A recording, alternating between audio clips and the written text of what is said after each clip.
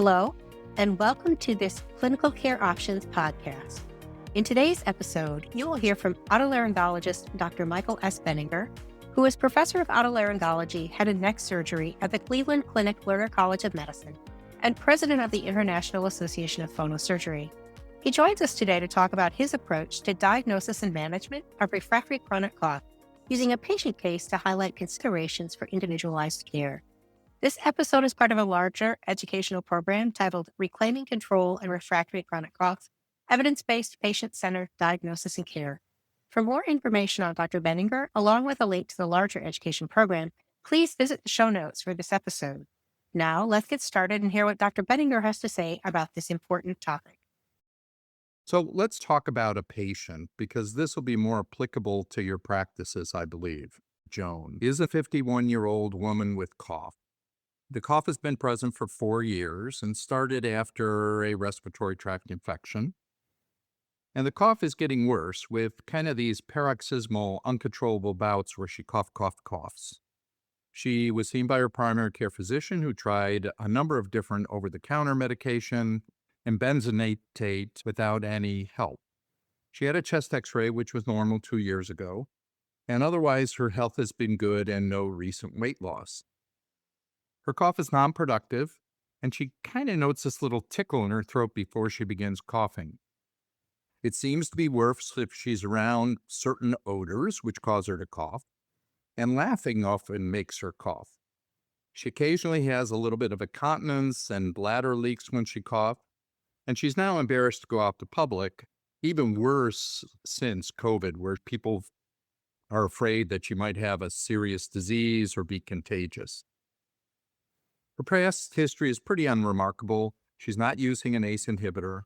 She has a family history of a father with allergic rhinitis, is a non-smoker, and she works as an accountant, so she's not exposed to a lot of toxic chemicals. Her ENT exam was normal. The ears were normal.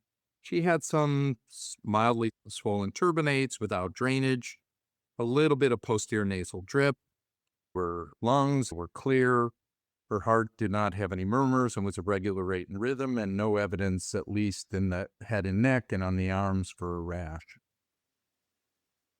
So she was diagnosed with asthma, and the cough continued despite treatment for underlying asthma, and at times fairly aggressive treatment.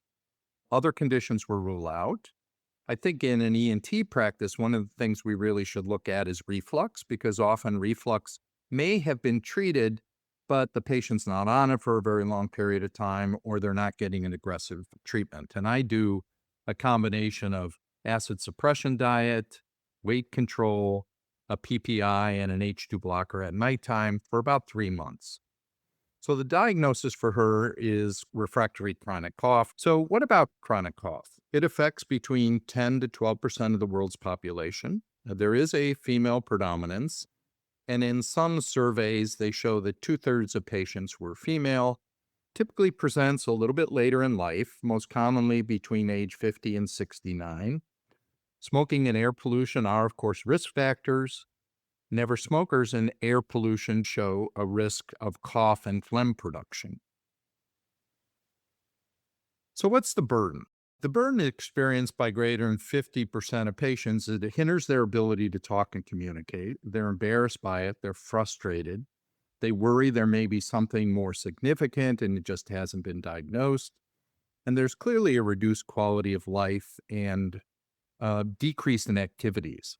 What happens is that normal activities may actually precipitate it for them. So changes in body position, speaking, singing, exercise, exposure to cold, it may become frequent and severe over time. About 40% of patients show improvement with medications, but that means 60% don't. And about 70% of patients are really frustrated by the persistence of their condition and the lack of effective treatment. And here's a couple quotes from patients. There's no ability to stop coughing or controlling it. It just takes over. It just takes over your body, and you cough until it is all out. The one patient said, I've not slept for many years. The coughing spells start at night, although many patients will actually stop coughing once they're asleep. It's the point where I have to go to the counter, or to the sink, and I'm also almost holding on to it to prevent me from vomiting or from incontinence. At times, I'll get bad enough where I black out or feel like I'm going to black out. Most patients don't actually black out. If they do, then you're looking at cough-induced syncope. Most patients just feel like they're going to because they're coughing so aggressively. So when we do our initial assessment of chronic cough, the history is really critically important. And we really have to uncover details that will tell us whether or not this cough is something that we're going to be able to figure out. The length of time of the cough, the length of time between coughs, whether or not there's this paroxysms, a really aggressive cough, cough, cough, where they can't seem to stop. Are there triggers in the environment, environmental exposure or occupational exposures, things that we might be able to rule out? Family history, smoking history, what previous evaluations and treatments have they had? And I kind of look at it as a stepwise approach. There are certain things that cause cough. Before we get to recalcitrant or unexplained chronic cough. So most of those are pulmonary. So a pulmonary evaluation is really helpful. Rule out asthma, rule out COPD, rule out airway hypersensitivity. Allergy assessment, and either an allergy assessment with skin testing or blood testing with specific IgE, because allergies can cause cough, but usually when allergies cause cough, they're in association with other issues, such as pulmonary disease. However, chronic sinusitis and allergies, or chronic sinusitis independently, can be associated with cough. Reflux, which I already talked about. What medications they're on, prescription and over-the-counter, herbal medications, particularly ACE inhibitors, which many times patients have been on ACE inhibitors for many years, but they start coughing later. So a trial of a different blood pressure medication may be indicated. Red flags would be hemoptysis, smoker older than 45 with a new cough, change of voice, or coexisting voice disturbances. Adult patients 55 to 80 who have had a 30 or pack year history of smoking, currently smoke or have quit within the past 15 years. Prominent dyspnea, especially at rest or at night, where they're really short of breath. Hoarseness, we do want to evaluate their larynx, so hoarseness would be important. There are things that can be on the vocal folds that can induce cough. Certain lesions can cause cough just from the irritation and tickle sensation. And things like fever, weight loss, peripheral edema, weight gain, any trouble with the swallowing, eating, or drinking, vomiting, recurrent pneumonias where they may be aspirating, so the cough may be in part because of vocal fold bowing or incomplete closure, or abnormal respiratory examination, chest x-ray, CT scan that might show us something that might be significant from a pulmonary standpoint. So kind of the big four conditions account for most of the chronic cough in a immunocompetent, non-smoking patient with normal chest findings and radiographs. Upper airway cough syndrome, asthma, non-asthmatic eosinophilic bronchitis, which is being diagnosed more frequently, and gastroesophageal and particularly gastrolaryngeal or laryngopharyngeal reflux disease. So we've kind of broken this whole thing up into a group of patients with a history for greater than 8 weeks of cough, so chronic cough. We break into two major categories. So the first category would be refractory chronic cough. So these are patients that have a chronic cough, and we know that they have underlying medical conditions such as asthma, but these have been aggressively treated.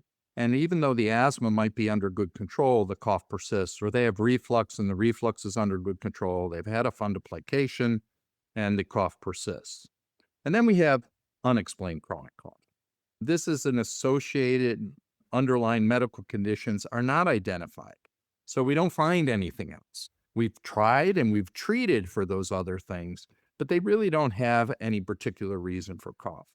I will tell you that this distinction is kind of semantical to some extent. And many people are saying that we should probably use the term refractory chronic cough for any patient. Although I kind of like to break it down into those two categories: refractory chronic cough, if there is underlying pathology, and unexplained chronic cough, if there's no underlying pathology. So what's next? What if this patient has refractory chronic cough? So what do we do? So one of the things that we do in our practice is we have them evaluated by a speech and language pathologist, a voice pathologist, where they can really work with them on behavioral ways of reducing the cough. A lot of these patients almost have a habituation. When they feel the cough, rather than trying to prevent the cough, they purposely cough or unconsciously cough. And what ends up happening is you cough, you cause laryngeal irritation. So you cough, you get more laryngeal irritation, and it's kind of a self-propelling nightmare for these people. So anything we can do to behaviorally reduce the cough works very well. We can treat neuronal pathways with neuromodulators, gabapentin, pregabalin, amitriptyline, low-dose morphine, tramadol. There's a number of things we could do. I particularly like amitriptyline because I can escalate the dose very, very slowly. I can have them take 10 milligrams at bedtime, see what the side effects are. If they're no better, they can move to 20. If they're not too sedated, move to 30, and adjust according to the side effects and the success to treatment. Although I will tell you, gabapentin tends to work a little bit better, but it also has more side effects. For the primary care doctor and for us, a referral to a specialist. So I routinely see these patients in combination with the pulmonologist, occasionally with the gastroenterologist. And we can refer to a cough center. And most cough centers tend to be virtual centers where each of these specialties are seeing them separately. For my practice, the biggest thing that has changed our treatment of cough has been procedural. And we do superior laryngeal nerve blocks all the time, and we have remarkable success with nerve blocks. So I do two sides, and I do them once every 3 months with a combination of 40 milligrams of triamcinolone acetonide and 1 cc of lidocaine. We do it over three times, and in that group, we have about an 80% response, with 50% of people experiencing a 90% or better response. The problem with nerve blocks is the problem with everything else, is that many of the people become dependent on them, or many of the people will eventually get to the point where you have to stop because of local toxicity, etc. Botulinum toxin injections can also work, particularly those people with paroxysmal laryngospasm cough. In people with vocal fold bowing, vocal fold augmentation can be used, and we can do these things while still keeping them on other medications. So symptoms of cough hypersensitivity are this urge to cough, irritation, itch, scratch, tickle, something there. There's something called allotussia, which is cough triggered by a non-tussive stimulant, talking, laughing, singing, changing positions, humidity, eating. And there's hypertussia, an increased sensitivity to stimulant, cold air, dry air, fumes, odor, dust, aerosols, etc. And many of these things are related to both central and peripheral pathways, where the neuromodulators tend to work centrally. The nerve blocks tend to work on vagal afferent neural pathways. We can reduce this hypersensitivity. And so I think there's some real hope on the horizon to have other medications that we can use for cough. So let's finish by going back to Joan. Joan was treated for underlying asthma. We didn't find anything else. Allergy test was negative. She was treated for reflux. She's not on any medications that would trigger cough. Allergy workup was negative. So with that, I would say that my next steps would be typically I would use a neuromodulator. Now, I will tell you, if they're older than 70, we're a little cautious starting with neuromodulators. And in fact, sometimes what we'll do in those patients is we'll do nerve blocks first because we're worried about the side effect and the risk of falling of neuromodulators in the elderly population. But in any case, I would typically start with amitriptyline, do that escalating dose. If they get up to 40 to 50 milligrams at nighttime, and if they're very sedated or they're not getting a response, then I would switch to one of the other neuromodulators. It really would depend on the patient and their age.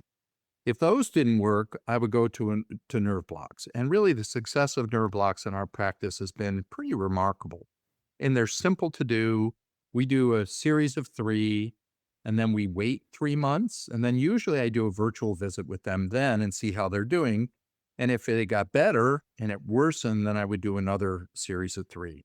If we did 2 series and they're still getting this dependency where they really need to keep doing it, then I start to do them bilateral nerve blocks once every 3 months.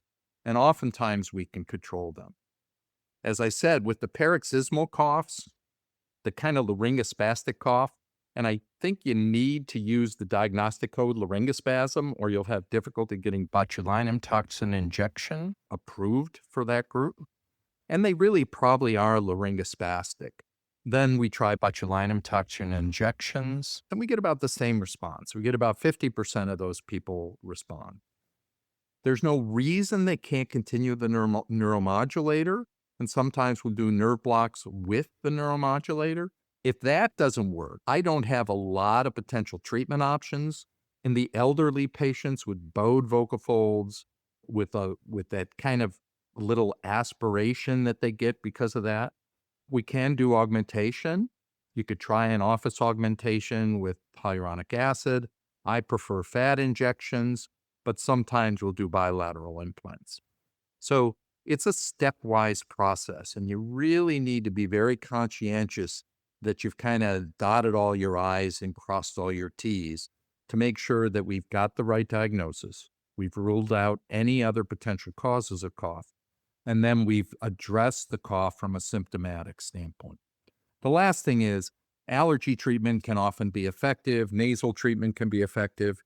We try a course of intranasal steroids. Sometimes we get a CT scan of the sinuses and make sure that that's not involved, as there are true post-nasal drip chronic sinusitis patients with cough. So from an ENT perspective, we should really, really be a big part of this treatment team. And along with pulmonologists and GI docs, we can usually get most patients under good control. Many thanks to Dr. Benninger and to you, our listeners, for joining us. As a reminder, to view the full program, Reclaiming Control and Refractory Chronic Cough, Evidence-Based Patient-Centered Diagnosis and Care, please click the link in the show notes and be sure to check back regularly for more episodes on important topics.